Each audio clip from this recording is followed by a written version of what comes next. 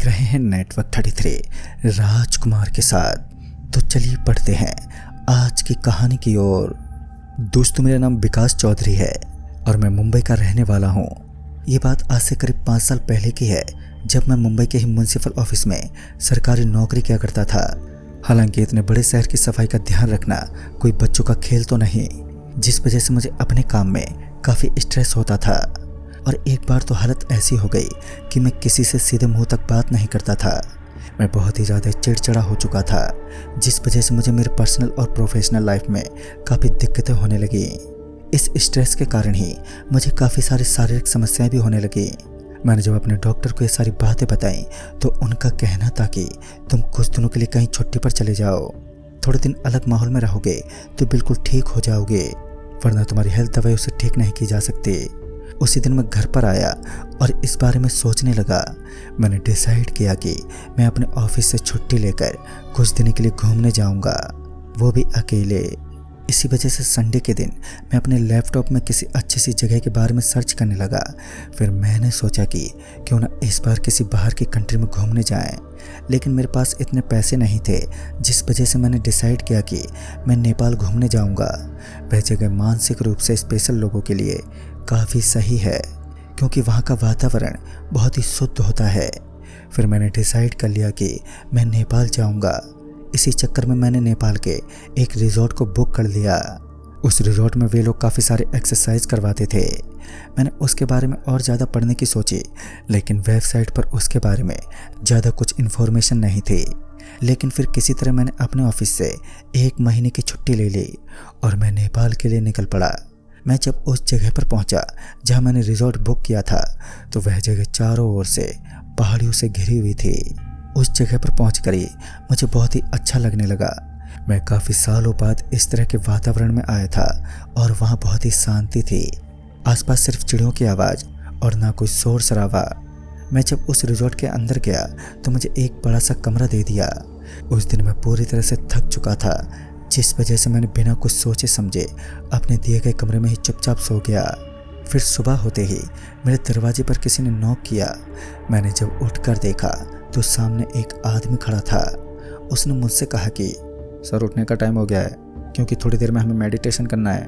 मैं किसी तरह उठकर उस जगह पर पहुंच गया जहां उन्होंने हमें बुलाया था। मैं जब वहां पर पहुंचा तो आसपास के नज़ारे काफ़ी अच्छे थे। थोड़ी दूर में ही एक नदी बह रही थी। इसकी आवाज़ साफ साफ हमारे कानों में पड़ी थी। फिर हमने तकरीबन 1 घंटे तक मेडिटेशन किया और जब उन्होंने हमसे जाने को कहा तो सारे लोग आपस में ही बातें करते हुए वापस नाश्ते के लिए लौटे।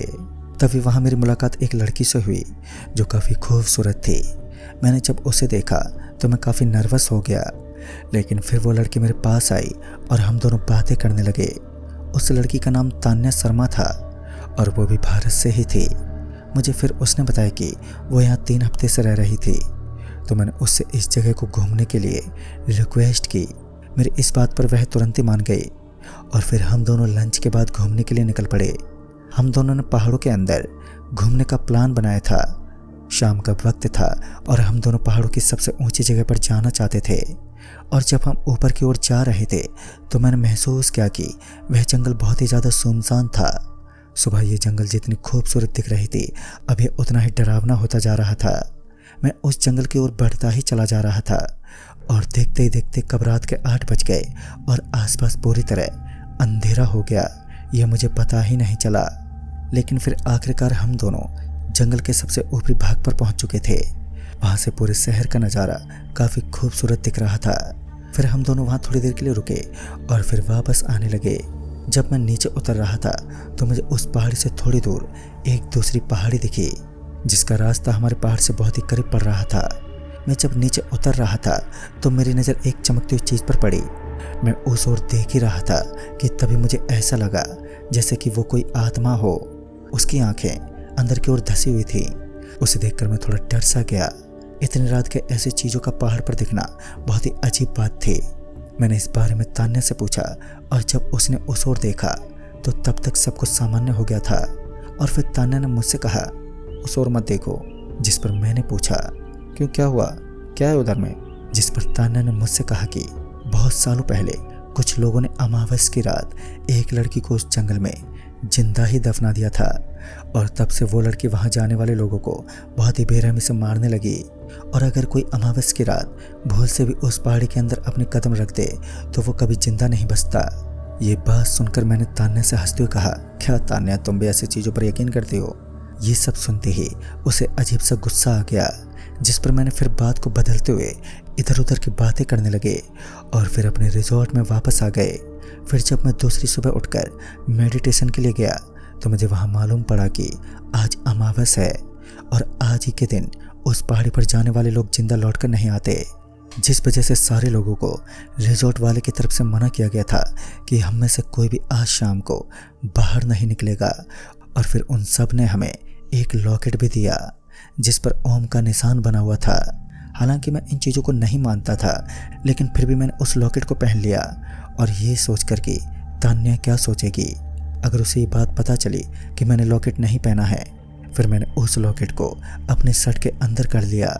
मेडिटेशन खत्म होने के बाद तान्या फिर मेरे पास आई और हम दोनों वापस से बातें करने लगे। फिर तान्या ने मुझसे पूछा कि तुमने उस लॉकेट को नहीं लिया, जिस पर मैंने तान्या से झूठ कह दिया कि नहीं, मैं ऐसे ढकोसले को नहीं मानता। मेरी बातों को सुनने के बाद तान्या के चेहरे पर कोई भी हाव भाव नहीं थे। फिर उसी दिन शाम को तान्या मेरे पास आई और उसने मुझसे पूछा कि क्या तुम्हें सचमुच जंगल में जाने पर डर नहीं लगता, जिस पर मैंने कह दिया मैं ऐसी चीज़ों पर विश्वास नहीं करता हूँ। और फिर मैंने बातों ही बातों में तान्या से आज रात उस पहाड़ी पर चलने के लिए कह दिया।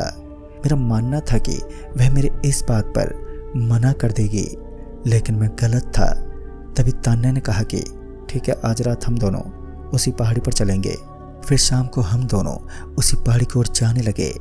वह पहाड़ बहुत ही ज़्यादा घना था और हम जितने अंदर जा रहे थे वह पहाड़ धीरे धीरे और भी ज़्यादा घना होता जा रहा था।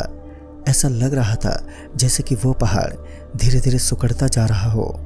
मुझे थोड़ा डर सा लगने लगा था। मैं उस पहाड़ पर काफ़ी ऊंचाई तक पहुंच गया था। तभी मेरी नज़र ऊपर की ओर पड़ी तो मैंने उस ओर देखा तो मेरे रोंगटे खड़े हो गए। मैंने देखा कि ऊपर बहुत सारे लोगों की लाशें उल्टी लटकी हुई हैं और वो सारी लाशें सड़ रही थीं। उन्हें देखकर ऐसा लग रहा था जैसे कि किसी ने उन्हें बुरी बेरहमी से मार डाला हो। उन लाशों में किसी की गर्दन टूटे हुए थे तो किसी की गर्दन ही नहीं थी। उनकी आंख देखकर मुझे ऐसा लग रहा था जैसे मेरे पैरों तले ज़मीन खिसक गई हो। उनकी आंख अंदर की ओर धसी हुई थी और वहाँ से बुरी तरह खून बाहर आ रहा था। ये सारी चीज़ें देखने के बाद मैं तो बुरी तरह से डर गया और तान्या जो मेरे ठीक सामने आ गई थी, मैंने उसे आवाज़ लगाई, तान्या, तान्या रुको, देखो वो क्या है। जिस पर तान्या ने बिना पीछे मुड़ के मुझसे कहा कि ये सब तो सिर्फ सजावट है, तुम मेरे पीछे आओ, मैं तुम्हें कुछ और भी दिखाती हूँ। तान्या की इस बात को सुनते ही मेरे भी होश उड़ गए और फिर मैंने जल्दी से आगे बढ़कर तान्या के कंधे पर हाथ रखा। पर मैंने जैसे ही तान्या को स्पर्श किया तो मैंने महसूस किया कि तान्या का शरीर पूरी तरह से ठंडा है। और फिर तान्या पीछे मुड़ी, जिसे देखकर मैं पूरी तरह से हैरान हो गया। मेरे देखते ही देखते तान्या की शक्ल एक बहुत ही डरावनी साय में बदल गई। उसकी आंखें एकदम से काली हो गईं।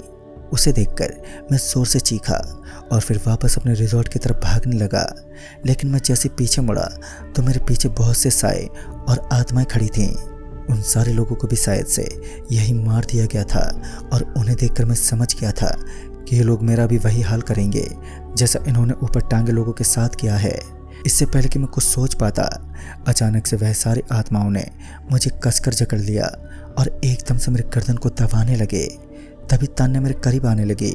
वो जैसे जैसे मेरे पास आ रही थी तो मेरे दिल की धड़कनें और भी तेज हो गईं और साथ ही साथ तान्या के नुकीले दांत भी अब बाहर आने लगे। मैं समझ चुका था कि अब तक मैं जिस लड़की को अपना दोस्त समझ रहा था, दरअसल वही यहाँ लोगों को लाने का काम करती है। मैं ये सब कुछ सोच ही रहा था कि तभी तान्या ने मेरे गर्दन को अपने दांतों से फाड़ने के लिए आगे बढ़ी। लेकिन तभी तान्या चीख पड़ी और मुझसे थोड़ी दूर चली गई। मैंने देखा कि मेरे गले की उस ताबीज़ की वजह से तान्या का शरीर जलने लगा था। अब तक मैंने जिस लॉकेट को तान्या से छुपा कर रखा था, आखिरकार वो लॉकेट तान्या के सामने आ चुका था। मैंने उस लॉकेट को अपने हाथों से कसकर पकड़ा और जैसे ही फिर मैंने आसपास देखा तो वो सारी आत्माएं अब मुझसे डरकर दूर जाने लगी। फिर मैंने बिना ज़्यादा कुछ सोचे समझे वहाँ से अपने रिजॉर्ट की तरफ भागने लगा। लेकिन तभी मेरे पैर किसी चीज़ पर पड़े और मैं नीचे गिर पड़ा और मेरे नीचे गिरते ही वो लॉकेट मेरे गले से नीचे निकल गया।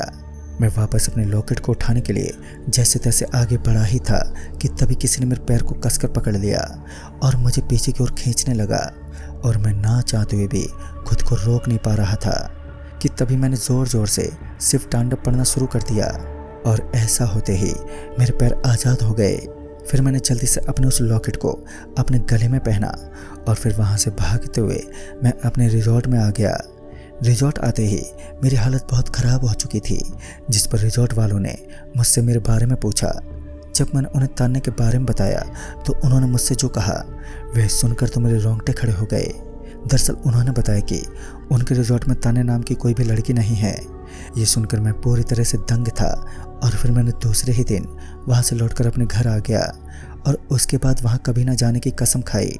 दोस्तों, आज भी जब कभी भी मुझे तान्ने की शक्ल याद आती है तो मेरे रोंगटे खड़े हो जाते हैं। तो दोस्तों, इस कहानी में बस इतना ही। कहानी आपको पसंद आई हो तो वीडियो को लाइक शेयर ज़रूर करें और साथ ही हमें कमेंट बॉक्स में ज़रूर बताएं। तो मैं जल्दी मिलूँगा ऐसे ही एक और नई कहानी के साथ। तब तक के लिए बाय एंड टेक केयर।